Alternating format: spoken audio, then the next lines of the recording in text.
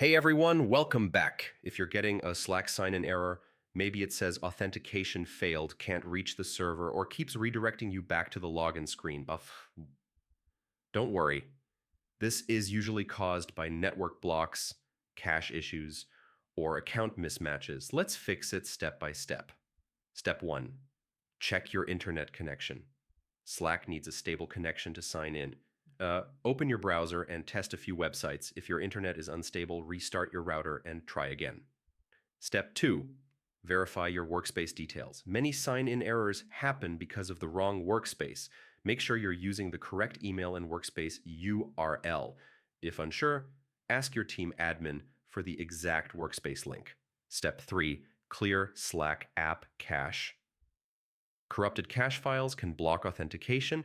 Press Windows plus R, type % app data %\slack. Delete everything inside the folder. These are temporary files only. Open Slack again and try signing in.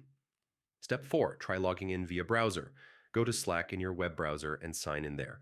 If it works in the browser but not in the app, the desktop app is the issue.